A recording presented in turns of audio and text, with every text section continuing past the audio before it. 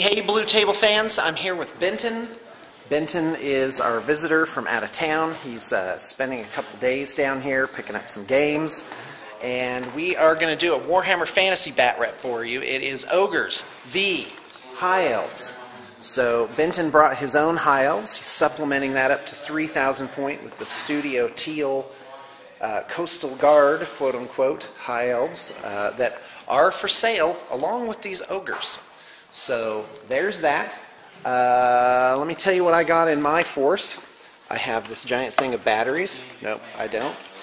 All right, we have a Bruiser. Yeah, that's my general, a Bruiser. A Slaughtermaster, which is converted from Bragg the Gutsman with conversion work on there. And I have two Saber Tusks to make trouble of themselves. An Iron Blaster, two Thunder Tusks. Now, I chose those because they confer the Always Strikes Last rule. So that will basically get rid of the re-rolls to wound, which hopefully will help me out. And I have 2 units of 6 Ogres. There's 1, there's 2. Here's some random extra guy for no apparent reason. A unit of 8 Iron Guts. 2 units of 4 each Lead Belchers. 1 unit of 3 Mournfang Cavalry. And 2 Fire Bellies. And I also have a BSB in here somewhere. In fact, this is going to be my BSB. So we'll take him out, put him over here with the heroes, and that would explain why that guy is in here. Although I will have to somehow finagle another Battle Standard Bearer. The army does have some extras here. I've got these Man-Eaters on the sidelines. I may actually make one of those into a unit champion or something like that. And 1 Mournfang Cavalry had to stay at home. This is an even 3,000 points. If you buy this army, it does not include the Fire Bellies. That is a separate lot. Those are Dai Bakemonos by Rackham. They're very hard to find. They're these really super cool oriental looking ogre type guys. So that's my army. Believe it or not, that's 3,000 points. Now let's talk about the battlefield. Alright, so do you want me just to go over my army list or just start putting guys out? About the terrain. Oh, the terrain, right. So we're just going to play pitch battle, which is a 12-inch deployment zone from each of the long table edges. As far as the mission is concerned, we're using a modified war machine mission where you get points based on being, are we saying in the buildings or just touching the buildings? Touching. Touching the buildings. You get a point at the end of your turn for each building that you have a friendly model touching, right? And so no enemy models. And no enemy models. Are we taking into account first turn is going to have an advantage? Yeah, no first turn scoring. Okay. I'm glad you brought that up. That's part of it too. Okay. And it's only these middle 4. So at the end of each of your turns, 2 and on, you can potentially get up to 4 points. Right. First person to 13 wins the game. There's no turn limit, but the game is inevitably going to end. Oh yeah, it will. It's really fantastic. Yeah, which is cool because some of the Warhammer, it's the same for 40K, the same missions over and over again. This is kind of cool. I've never played a mission like this. So it'll be awesome. Now these these hedges here, we're playing those that if your unit is in contact with them, you get an improved +1 to your ward save. So if you don't have any, you would get a 6-up. And then these things are just like other buildings, non-scoring buildings. There's 3 of them. 1, 2, 3. By the way, these buildings are by Custom Kingdoms. This is how they come. You open up the package. They cost, I think, $50 to $70 each, which is an absolute bargain for what you get because they're beautifully painted. And like I said, you just open the package, and that's how they come out. So, Benton and I already rolled for option to deploy first, pick a side, and that's was in Benton's favor. We rolled, so he's going to go ahead and place a unit that'll claim his side. And when we rolled, we both rolled 2s, then we both rolled 6s, and then I rolled a 2 and he rolled a 6. So, what are the odds of that? Yeah. Seriously, some nerd out there is going to really calculate those odds. Wait a minute, I can do it right in my head right now. Okay, go ahead. Okay. So today's Valentine's Day, so I talked to my girlfriend this morning. She's going to class, but she says I should dedicate this game for her for Valentine's Day. Oh, So that's romantic. Yeah, well- what every girl wants. But Yeah, we might go have ahead. to take this out at the end because she says I can't dedicate the game that I'm going to lose, so I have to dedicate it only if I win. So we might have to Okay. go ahead. All right, there you go. I'm just kidding. I'm not throwing the game, Benton. Oh, you're not? Oh, did my tactic not All work? right. Yeah. Guilt Nice. trip. I did have a momentary flash of pity, and I think that may be my undoing. No. All right, so we're going to talk about deployment. Let's start with the High Elves. Now, the weird thing here is the Ogres actually had like 5 more units than the High Elves. And so Benton is very compact. So go ahead, talk Yes. to us about your deployment. What do you got and where? So What it looks like? we got 2 units of spearmen. Yeah, hordes, I might add. Right. Okay, so there's wizards in each of those. There's one here. It's my level 4. Okay, level 4 wizard. What lore? He's got Lore of Shadows. Okay, lore of shadows and He's got Lore of Beasts. He's level 2. thunder, thunder, thunder, thunder, cats. Yeah, Sorry, that had was to be my said. army Okay, theme go when I ahead. made this. And then this is this guy's got Lore of Fire, and that staff lets him pick his spells. Okay. So I got to pick. So fire and Beasts. What's this? Beasts. Okay. Shadows. So I'm up against quite an eclectic mix here, and you got dragon princes back here. Yep. Now tell the folks why the dragon princes are behind the lines there. So my general and battle senator are in there. Okay. And my idea is that first turn I'm going to get into these buildings, and then Okay. I just need to get him within 12 inches. And they have the movement banner, Okay. so they can move 18 inches, Okay. which is pretty significant. Right. And I want you to come closer to me and then react to you, instead of being up front, where if I move up really far, you could potentially hit me first. Right. Okay. So, And then we've got some Phoenix Guard over here. right. Yeah, those are bad. Looks like only 20, though. Right. And then a horde of white lions. 30 white lions, I'm counting, maybe more. 30. 30 white lions. And on the ogre side, we've got basically all the way across the board. I did have this building here kind of stopping me up. But really, I was pretty dense. And what I've done is I've lined up, even though it looks like one giant thing, this is effectively a sub-force, because it has to go through this area right there. But once the Phoenix Guard are in here, that's going to be really an uphill battle. But you can't march into a building. But since Benton's taking the first turn, he is going to be in those buildings before I am. Except maybe this one, because this is 6 inches here, so the lead belchers could potentially just move right in there.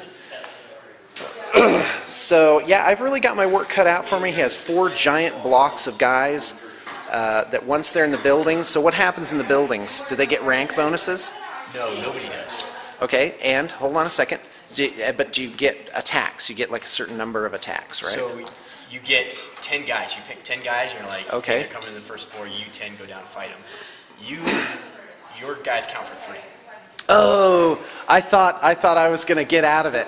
But if you have 3 characters or Right. 2 characters and a champion, Right. you're like, my 2 characters and a champion are going to run in. And Oh, fight you are the 10. thing. Okay, that's fantastic because I'm pretty character heavy in this. And you only have the wizards. Is that right? No, I have a Oh, no, normal you have a and, general and a BSB and the Dragon Princess. Right. See, there you go. Warhammer is the game of remembering things. All right, let's continue. So I've got the fire bellies here. Now, what's weird is there's no ranged attacks. There's no bows. There's no bolt throwers. So I kind of have free reign here. And it's the fire bellies that he's going to have to deal with. And that's why they're not in units. In fact, if anything, maybe I should just be smart and not dumb. No, I'm going to leave them out and see how it goes. So we've got not Stonehorns. You've got the Thunder Tusks, right? Lead Belchers. We have a giant unit of Iron Guts. There's 8 of them. 2 characters in there. The BSB right here. This guy with the giant hammer. So I'm running him. Level 4 Slaughterer right there. And I've got my General right here. So pretty compact line of characters there. I don't have much overlap with the BSB and the General. So BSB, General, probably just getting these center units here, which is good.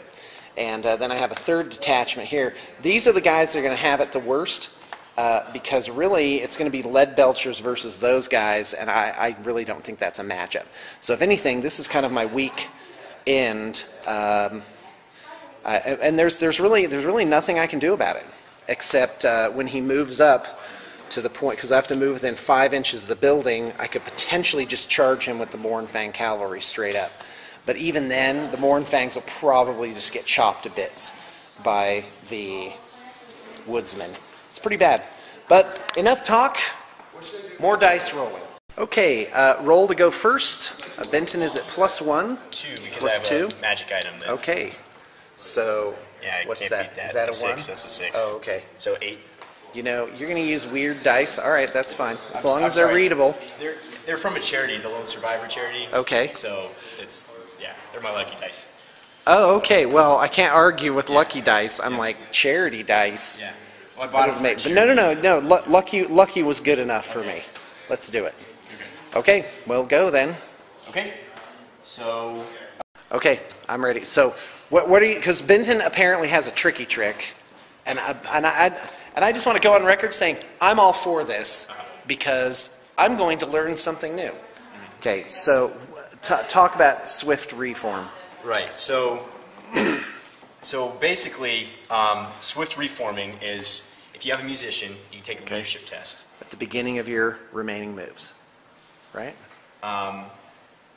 Yes. Okay, Because go charges, ahead. then remaining moves. Right. So no charges, remaining moves. Right. They have a musician, so I can take a leadership test, and if I pass it, then I can do a reform. Right. And then move normally. Right. Now you can't march into buildings, but you can move into buildings. Right. So if you reform to be like just single file, Right. and then you can just move the 5 inches into the buildings. Yeah, so effectively, if he reforms, then you'd end up, I mean, there's no, they would all make it. Because like these guys, single file, even Yeah. if he moved like 2 ranks wide, Yeah. would be like to there. Yeah. Well within the 6 inches or 5 inches of the building. Right. So effectively, what we're going to do is he's going to make his leadership roll and, well, tell how he's going to reform. But I guess if you fail the roll, then you don't reform at all. You can reform, Right. but you can't move after.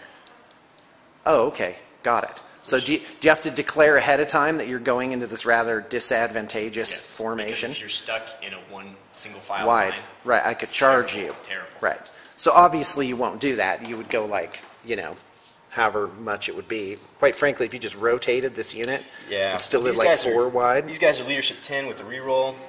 there's no way they're not going to make it. Okay, well, go. Let's get some rolling going. Okay, so there's that. They make These it. guys, I mean, I could take them all out. And No, I don't want you to do Yeah. that, but I want to know what So- their formation is.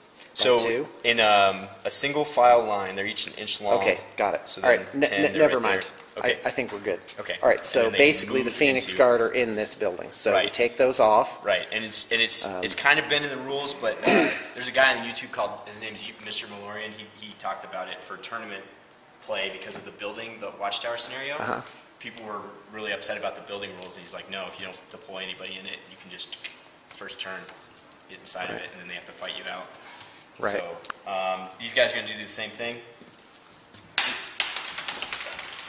Could be.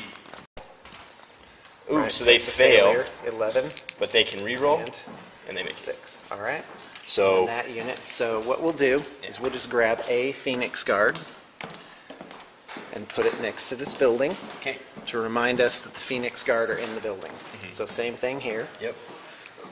So I'll grab this guy. And I'll put this guy here too because he's a wizard. Okay, that sounds good. Stupid high elves. They're going to get what they deserve. I'll tell you that for nothing. Yep. So these guys are off the table. All right, we'll come. I think you guys get the point. We'll come back at the end of, well, basically, you'll just have a magic phase and that's it. All right, so here's what I'm looking at right now, but just before we go into magic phase, which is I have the Phoenix Guard over here. I have 2 units of spearmen, pretty hefty ones with wizards, each in these 2 center buildings. Also might point out that he's got that general and banner within 12 inches, and I'm sure you've measured that. Yeah. I actually measured it. Is it the unit or actually the guy? The guy. So it should just be the very tip you of might his be base. a little Should be the off very for tip that? of his base because Okay, 12 inches good. is right. So, over the and course of that's the what he bat. needs, is he needs that banner to re-roll those, because it's likely that I'm going to win these various combats. Yeah. So You're now automatic- I've tipped my hand here. It's actually only, it's still high elf turn 1 shooting phase, but nobody here, but he does have a unit in base contact. They're not in base contact. So they were just out. Were they?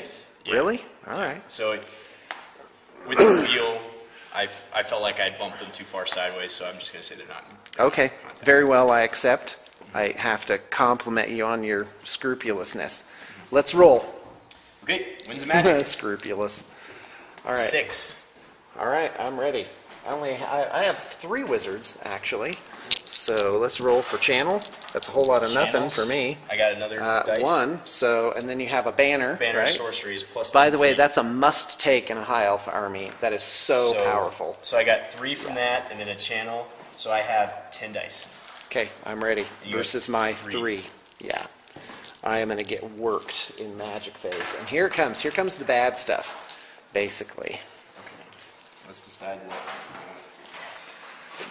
want to see. Here we go. Like, is this a 12-inch? A little bit more than a 12-inch. Something like that. 12 inches. Okay, so. All right, it's beginning of High Elf Magic. I don't know if we caught the roll, but he rolled a 3 and a 3. That's 6. Plus 1 for channeling for High Elves. That's 7 dice. Plus 3 for Banner of Sorcery. I am now busting out with Hellheart, which affects all wizards within D6 times 5 of the guy. So I'm activating this now because I don't want to. What I was going to do was I was going to move up, like right here, right? Mm-hmm. And then it would almost be guaranteed to affect all the wizards, right? Mm-hmm. But I'm not waiting for that because I don't know what's going to happen during your magic phase.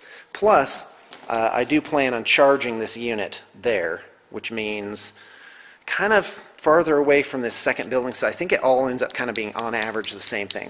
So here we go. Basically, I need a 3 or higher, and here we go. No! 1. Wah, wah. All right, go ahead. Proceed. Okay. Wow, that was a whole lot of nothing. That would have been awesome. All wizards would have rolled on the miscast table. Oh, that would have been terrible. Yeah, that would have been terrible. Wait, does it include himself? Or just enemy nope. wizards? Well, I don't know. I think it's enemy wizards. Himself would be kind of lame. Enemy wizards, yeah. Okay, are you ready yet? It's all right. He's in his planning phase. Magic planning phase.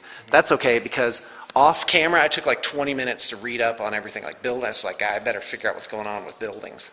You know, but I've got a strategy. It's pretty straightforward, which is I got to blow those guys up with shooting, and I think I can do it because I have a lot of shooting that can focus in on the Dragon Princess. Because here's the problem: these guys are steadfast. So as long as that BSB is there, I am not getting these guys out of those buildings, no matter how many times I win the combat. With Stomp and Charge, impact hits rather, I'm likely to win those combats. Mm-hmm. But did you get those on guys in buildings? I couldn't find where it said not. Okay. But if you do, then I recommend you definitely look that up. Okay, are we ready? Are you going to cast a spell here? Yes, I'm going to cast Pit of Shades. I'm ready. Now that's initiative test. Oh, look at that. Yep. That is 2 6s, 2 1s. That's irresistible. Mm-hmm. That I don't know what this does. I know there's an initiative test involved, and that means a lot of ogres are going down wherever this thing ends up.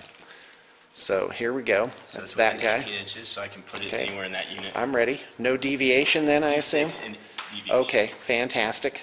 That's not very much deviation. It's probably going to clip at least a few guys. What's the initiative? So I'm ready. It's 2.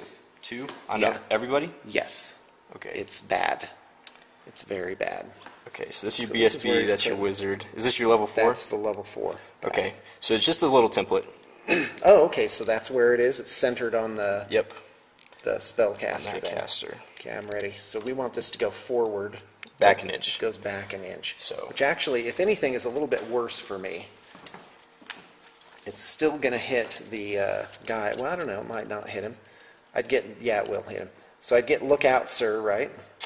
Explain. Not sure, because I think it's just models under the... Right. We'll have to look that up, but... Oh, please do. Yeah. So it should be... We'll see if it matters. 6. 6 guys. Yep. All right. So let's do... so if it matters, if I fail the test, then we'll go and look it up. So 1 for Tyrant. Okay, so I rolled a 4 for him. Turns out I don't have a Bruiser as my general or a Tyrant. So there's that. The Slaughtermaster is a general. So he fails, so we'll need to figure that out. And then we're looking at 5 regular guys. All right, so 5 regular guys rolling on 2s. You 2s or separately 3s. for this unit? Sure. Okay. Fails. And depending on what it is. All right, so it looks like 3 casualties over here. That's the Iron Guts. So 3 guys are just dead because this guy here. And then we need a lookout, sir, for the Slaughtermaster. And he makes it, so 1 other guy dies. Okay. So mass casualties from Pit of Shades. Okay? Okay, so the spell resolves, then you do the miscast. Yeah, I'm ready. So he's going to teleport, because he can teleport to switch places with another character of the same type within 18 inches. So I'm going to switch places with one of these wizards. Okay. I'm going to switch places with the fire wizard. Okay. Which is this guy. And what item is that? It's the effect of the shadow. Is that Oh, when okay. When you cast a spell, you can switch places. Okay, go ahead. Okay, 2d6 on the table. 7. Nothing. It's like, what is 7? Each model me base remove contact my casualties. So I'm just down Okay. to 1 dice. 5 dice removed from the power pool. Yep. Okay. So what's next? And then guys in base contact. How does that work in a building? It's kind of You weird. want to just say d6 guys take a hit? Sure. Okay. That makes sense. 1 guy 1. takes a hit. Oh boy, you're getting off And- light. Now I'm in the bigger unit. So Oh, I just got worked by that too. That 4 Iron Guts, that is amazing. It's like a whole unit of guys. and Here we go with the leadership test. Makes it. okay. Okay. What's And next? I'm How many gonna- dice do you have left? I just have in your 1 pool? dice. 1 dice. Oh, okay, great. So I'm just going to go ahead and try to 1 dice cascading fire cloak on this unit. Okay. It does not go off. All right. Well, that could have been worse. Could have been worse. I could have lost my Slaughtermaster, basically. That would have been bad. All right. I guess I'm up. Ogre's turn 2. Ogre's turn 1. I've got some charges, quite a few, actually. We are going to look around for our tape measure. I don't have it. So this unit's charging there. Yeah, just go ahead and grab that. And here it comes. Looks, I'll probably need a 6 or a 7 here. So that's an 8. That is definitely within range. Okay. So these guys just move right on up like this. So that'll be some good old impact hits. Charging with this unit can scarcely fail. I need like a 2, so 6, so they definitely make it. We move this out of the way, and we move these guys up like this. So, now my strategy is quite simple, which is level all guns at the Dragon Princes. And charge right here. This I probably need something like a 5 to make that a 6. So 12 inches. Let's see if I got that. The answer is yes, quite handily I might add. Okay. And so this unit ends up in combat with the whatever they are. Now, one interesting thing I read about building is you don't get ranks, but you are automatically steadfast, which is kind of like stubborn, basically. All right. So now, what I'm going to try and do is I'm going to try and blast apart these guys right there. And let me tell you what I have. I've got this unit here, could move up. In fact, let's check range on that one. And, oh, here's my tape measure. My awesome Gale Force 9 tape measure, which I love. All right, so here we go. Right now, yeah, I'd actually have to go pretty far to make it. So these lead belchers are probably out of the game there. These lead belchers, what I want to do is I want to go ahead and stop. All right, these guys are just going to make a 3-inch move to the side like this. And this guy right here, like so.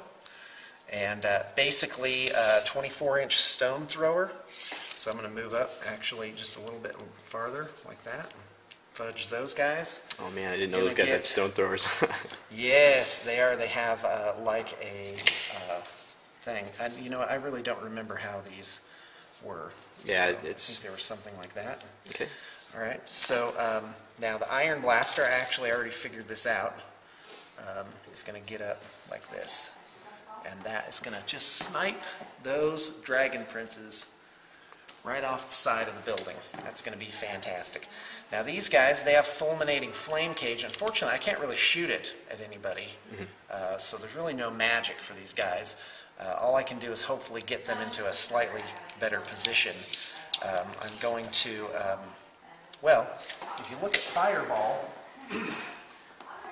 Fireball can have a 48-inch range cast on 18 up, and that is pretty impressive. So I'm going to march these guys. I'm going to go 12, and I'm just going to look and make sure that I can at least see one of those dragon princes without getting in the way of my cannon. And the answer is barely. So I'm going to make that my Fireball guy. I'm going to march up my fulminating flame cage guy. These are both level 1 wizards right there. And I'm going to march up my Saber Tusk, who I imagine moves like this. Brr, brr, brr. Brr, brr, brr. So just get him up like that. Now, I had thought that you could just move him up like that and contest a building, but you can't. The only way, if it's garrisoned, the only way is to charge in. And that's basically it. So the Saber Tusk really doesn't have much to do. You also can't do multiple charges on buildings. So you can't have 2 units charging at the same time. Only one unit gets to go. So these guys are no penalty for moving and shooting on the lead belchers, which is fantastic. Benton probably thinks the Mournfangs are going to charge in, but I'm not. I'm actually going to move back. And then I'm going to end up a little something like this. So I want to be able to shoot them with the stone thrower thing, but also charge the dragon princes next turn if I want to do that. Depending on where they move.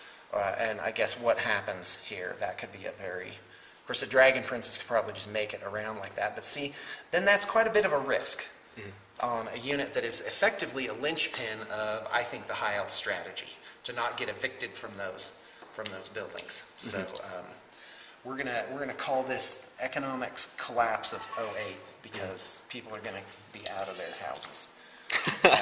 That was terrible. Oh man. So anyway, all right. I think and by the way, I don't think that's funny.